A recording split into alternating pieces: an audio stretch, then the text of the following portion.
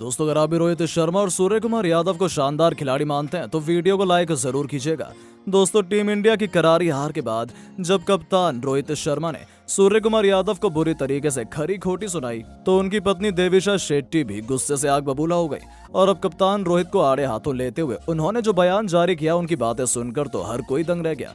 तो आखिर क्यों मैच के बाद आई रोहित और सूर्य के बीच में दरार? ऐसा क्या कुछ कहा देविशा शेट्टी ने जिसने इस विवाद को और भी हवा देने का काम किया है? उनके हैरत अंगेज बयान का वीडियो हम आपको दिखाएंगे, लेकिन उससे पहले आपको क्या लगता है कि सूर्य, रोहित और कोहली में कौन सबसे खतरनाक बल्लेबाज है? अपनी कीमती राय नीचे कमेंट बॉक्स में जरूर दें।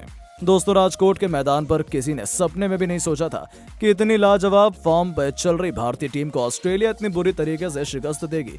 लेकिन मेहमानों ने इस मुकाबले में हमारे पर उतर दिए थे।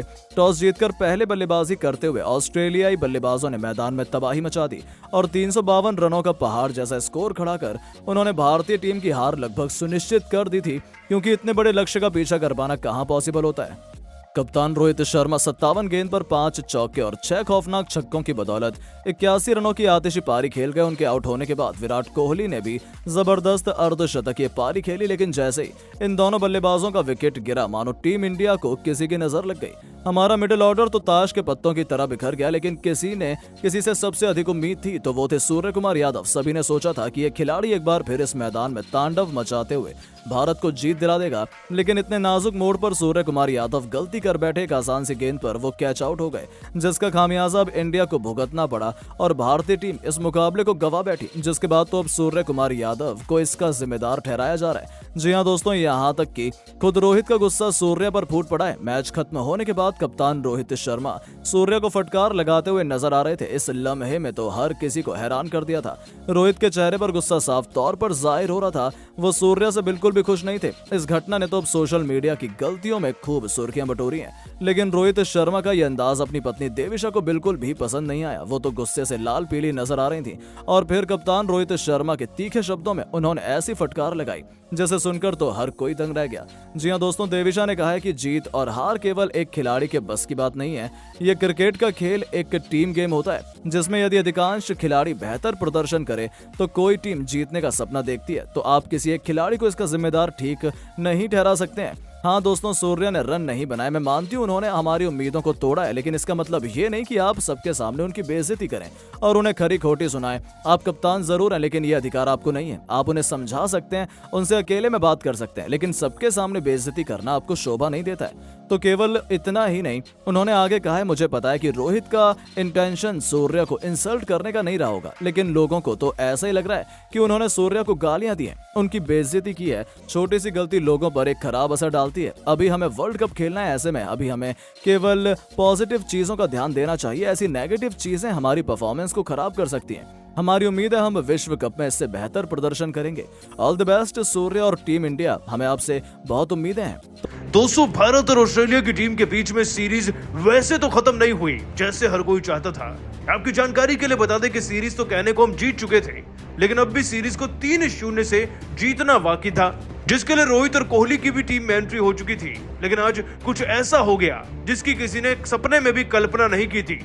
दोस्तों, तीसरे वनडे मैच की शुरुआत ही भारतीय क्रिकेट टीम की गेंदबाजी से हुई और ऑस्ट्रेलिया की बल्लेबाजी कुछ ऐसी थी जिसकी ना तो कोई शुरुआत दिख रही थी और ना ही कोई अंत। दोस्तों, आते ही मैदान में वार्नर के 56, मिशेल मार्श के 96 रन हमें पहले 20 ओवर के अंदर दिख गए थे। भाई, जिस टीम के वनडे में 9 ओवर में 90 के आसपास रन हो, आप क्या समझेंगे उसका स्कोर कितना जाएगा? 30 ओवर तक ये स्कोर 250 के करीब था। हाँ, फिर जैसे तैसे हमने स्टीवन स्मिथ, लबुशेन और मिशेल मार्श का विकेट लेकर थोड़ा बैलेंस जरूर बनाया, लेकिन ऑस्ट्रेलिया की टीम के बाकी खिलाड़ी अपना काम कर चुके थे। ऑस्ट्रेलिया की टीम दोस्तों फिर 352 रन बनाकर जाती है और 353 चेज करना, वो भी राजकोट में, आसान तो नहीं है। हमें एक तगड़ी शुरुआत चाहिए थी, उससे भी बड़ी बात हमें एक सॉलिड मिडिल ऑर्डर का सपोर्ट चाहिए था। शुरुआत तो हमें अच्छी मिल गई। कैप्टन रोहित शर्मा ने अपनी विंटेज पारी खेली, 57 गेंदों में 5 चौके 6 छक्के लगाए, लेकिन 81 रन से क्या टीम विजयी बनती? कतई नहीं। टीम के बाकी खिलाड़ियों को भी परफॉर्म करना चाहिए था। कोहली ने थोड़ी जोर आजमाइश करी तो 56 रन निकले। अय्यर साहब जाते जाते 48 रन बना गए, लेकिन कोई और खिलाड़ी 40 से ऊपर बढ़ ही नहीं पाया। हाँ, जडेजा ने थोड़े बहुत रन अंतिम पलों में जरूर दिखाए, लेकिन जैसे ही सूर्य कुमार यादव 8 रन पर आउट हुए ना, भारत की जीत की सारी उम्मीदें भी आउट हो चुकी थी। और दोस्तों फिर हम ऑल आउट भी हो गए इस मैच में। लास्ट ओवर में 286 के स्कोर पर अंततः हम 66 रन से इस मैच को हार गए हैं। अब वैसे तो सीरीज हम जीत गए थे, लेकिन ये हार वर्ल्ड कप से पहले बहुत कुछ बयान कर रही है कि भारत को अभी भी अपने ऊपर काम करने की कितनी जरूरत है, क्योंकि ऐसे ही पिचेस पे मैचेस होने हैं और हाई स्कोरिंग ना हो ऐसा हो नहीं सकता। लेकिन दोस्तों भारतीय क्रिकेट टीम के हारने के बाद जब रोहित शर्मा ने सूर्य कुमार यादव की खास तौर पर क्लास लगाई, खास तौर पर उनकी खराब बल्लेबाजी की, तो अब सूर्य ने हार के बाद खुलासा कर ही दिया है। आखिरकार रोहित शर्मा ने गुस्से में उन्हें ऐसा भी क्या कह दिया था कि पूरा वाक्य कैमरे में कैद हो गया। दोस्तों आपको बता दें कि भारत की इतनी बुरी हार के बाद सूर्य ने अपने बयान में कहा, जिस तरीके से सीरीज का तीसरा वनडे मुकाबला चल रहा था, हम ऑस्ट्रेलिया के स्कोर से ज्यादा आहत नहीं हुए थे। हमें हमारी बल्लेबाजी पर भरोसा था, लेकिन अफसोस आज टीम के बल्लेबाज वो बल्लेबाजी नहीं कर पाए जिससे हमारा देश जीत पाए। और ये बात कहने में मुझे बहुत ज्यादा शर्म आ रही है कि खास तौर पर मिडिल ऑर्डर के खिलाड़ी जैसे कि मैं ही अपनी टीम के लिए रन नहीं लगा पाया, और शायद अगर कुछ और रन और आ जाते तो रनों का अंतर बहुत ज्यादा था नहीं, हम इस मुकाबले को बड़े अच्छे तरीके से जीत कर अपने नाम कर सकते थे। लेकिन हमारी खराब बल्लेबाजी ही हमारी सबसे बड़ी दुश्मन बन गई है, जिसके चलते चाहकर भी हम जीत नहीं पाए। दोस्तों इसके बाद जब सूर्य से पूछा गया आखिरकार रोहित शर्मा पर क्यों भड़क रहे थे, उनका ऐसा भी क्या कहना था, तो आपको बता दें कि दोस्तों सूर्य ने कहा, जब कोई बच्चा गलती करता है तो उसका बड़ा भाई बनकर कोई न कोई उसे समझाता ही है। मेरी गलती थी, मैं टीम के रन नहीं बना सका और इस पर रोहित भाई ने मुझे थोड़ा बहुत समझाया, बस और कुछ नहीं। आप इन बातों को ज़्यादा तूल मत दीजिए, ये कप्तान और खिलाड़ी के बीच की बातें हैं, सब सही है और हम आगे जीत कर दिखाएंगे।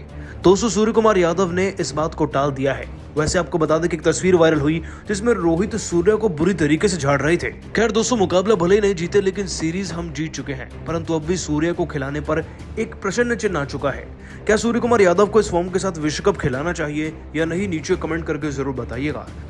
दोस्तों भारत की हार को देखकर बाबर आजम तो बुरी तरीके से बौखला गए हैं। ओवर कॉन्फिडेंस में आकर बाबर ने ऐसा भी क्या कह दिया कि सुनकर हर कोई दंग रह गया। भारत को हराने पर बाबर का क्या बयान निकल कर आया है, भारत पहुंचते ही उनके बयान का पूरा वीडियो आपको दिखाएंगे, लेकिन उससे पहले आप सभी को क्या लगता है, भारत और पाकिस्तान में बेहतर टीम और देश कौन सा है, नीचे कमेंट जरूर कीजिएगा। दोस्तों भारत और ऑस्ट्रेलिया की टीम के बीच में सीरीज वैसे तो खत्म नहीं हुई जैसे हर कोई चाहता था। आपकी जानकारी के लिए बता दें कि सीरीज तो कहने को हम जीत चुके थे, लेकिन अब भी सीरीज को 3-0 से जीतना बाकी था, जिसके लिए रोहित और कोहली की भी टीम में एंट्री हो चुकी थी। लेकिन आज कुछ ऐसा हो गया जिसकी किसी ने सपने में भी कल्पना नहीं की थी। दोस्तों तीसरे वनडे मैच की शुरुआत ही भारतीय क्रिकेट टीम की गेंदबाजी से हुई और ऑस्ट्रेलिया की बल्लेबाजी कुछ ऐसी थी जिसकी ना तो कोई शुरुआत दिख रही थी और ना ही कोई अंत। दोस्तों आते ही मैदान में वार्नर के 56, मिशेल मार्श के 96 रन हमें पहले 20 ओवर के अंदर दिख गए थे। भाई जिस टीम के वनडे में 9 ओवर में 90 के आसपास रन हो, आप क्या समझेंगे उसका स्कोर कितना जाएगा। 30 ओवर तक ये स्कोर 250 के करीब था। हाँ फिर जैसे तैसे हमने स्टीवन स्मिथ, लबुशेन और मिशेल मार्श का विकेट लेकर थोड़ा बैलेंस जरूर बनाया, लेकिन ऑस्ट्रेलिया की टीम के बाकी खिलाड़ी अपना काम कर चुके थे। ऑस्ट्रेलिया की टीम दोस्तों फिर 352 रन बनाकर जाती है और 353 चेज करना वो भी राजकोट में आसान तो नहीं है। हमें एक तगड़ी शुरुआत चाहिए थी, उससे भी बड़ी बात हमें एक सॉलिड मिडिल ऑर्डर का सपोर्ट चाहिए था। शुरुआत तो हमें अच्छी मिल गई। कैप्टन रोहित शर्मा ने अपनी विंटेज पारी खेली, 57 गेंदों में 5 चौके 6 छक्के लगाए, लेकिन 81 रन से क्या टीम विजयी बनती, कतई नहीं। टीम के बाकी खिलाड़ियों को भी परफॉर्म करना चाहिए था। कोहली ने थोड़ी जोर आजमाइश करी तो 56 रन निकले। अय्यर साहब जाते जाते 48 रन बना गए, लेकिन कोई और खिलाड़ी 40 से ऊपर बढ़ ही नहीं पाया। आज जडेजा ने थोड़े बहुत रन अंतिम पलों में जरूर दिखाए, लेकिन जैसे ही सूर्य कुमार यादव 8 रन पर आउट हुए ना, भारत की जीत की सारी उम्मीदें भी आउट हो चुकी थी। और दोस्तों फिर हम ऑल आउट भी हो गए इस मैच में। लास्ट ओवर में 286 के स्कोर पर अंततः हम 66 रन से इस मैच को हार गए हैं। अब वैसे तो सीरीज हम जीत गए थे, लेकिन ये हार वर्ल्ड कप से पहले बहुत कुछ बयान कर रही है कि भारत को अभी भी अपने ऊपर काम करने की कितनी जरूरत है, क्योंकि ऐसे ही पिचेस पे मैचेस होने हैं और हाई स्कोरिंग ना हो ऐसा हो नहीं सकता। लेकिन दोस्तों आपको बता दें कि भारतीय क्रिकेट टीम को अंतिम मुकाबले में हारता हुआ देखने के बाद अब तो बाबर ने भी भारत पहुंचकर अपनी जबान खोल दी है। आखिरकार भारतीय क्रिकेट टीम की हार पर टीम का मजाक बनाते हुए बाबर आजम ने क्या कहा, चलिए आपको बताते हैं। दोस्तों आपको बता दें बाबर आजम ने भारतीय क्रिकेट टीम को छोटा बताते हुए अपने बयान में कहा, पहली बार भारत आकर काफी ज्यादा अच्छा लग रहा है। ऐसा स्वागत किसी देश में अब तक तो नहीं हुआ, लेकिन भारत आते ही पता लगा है कि भारतीय क्रिकेट टीम बुरी तरीके से हार चुकी है। वैसे ऑस्ट्रेलिया की टीम काफी ज्यादा मजबूत है। मुझे तो ये समझ नहीं आ रहा कि वो पहले 2 मैचेस में कैसे हार गए। खैर, अब भारतीय सरजमी पर प्रैक्टिस करने का मौका मिलेगा और मुझे पूरी उम्मीद है कि यहाँ की कंडीशंस पाकिस्तान जैसी ही होगी। हम तैयार हैं। मुझे पता है कि यहाँ पर सारी टिकट्स बिक चुकी हैं और खुश होकर सपोर्ट करने के लिए हमें भी कुछ दर्शक आएंगे। लेकिन रही बात भारत के हारने की, तो इससे एक बात तो पक्की है कि भारत की जमीन पर भारत को हराया जा सकता है। बस हमें राइट टेक्निक सही वक्त पर लगानी है और इस बार पाकिस्तान की टीम वो गलती करने नहीं वाली। हम तैयार हैं भारत का सामना करने के लिए और उन्हें हराने के लिए। उनकी हार ने हमारे अंदर एक अलग ही कॉन्फिडेंस जगाया है और मुझे पूरी उम्मीद है कि इस बार भारत से जब सामना होगा तो जीत हमारी होगी। दोस्तों, हर टीम भारत आ चुकी है वर्ल्ड कप जो होना है, लेकिन बाबर आजम का ये बयान, इतना बड़ा बयान भारत की एक हार पर, वाकई में उनका ओवर कॉन्फिडेंस दर्शा रहा है। अभी एशिया कप फाइनल में क्या हुआ है वो शायद भूल गए हैं। फाइनल तो छोड़िए, वो वहां तक पहुंच भी नहीं पाए थे। ये उनका ओवर कॉन्फिडेंस बोल रहा है। लेकिन आप सभी को क्या लगता है, जब भारत और पाकिस्तान की टीम आमने सामने होगी तो उसे कौन जीत कर दिखाएगा? आप नीचे कमेंट करके जरूर बताइए।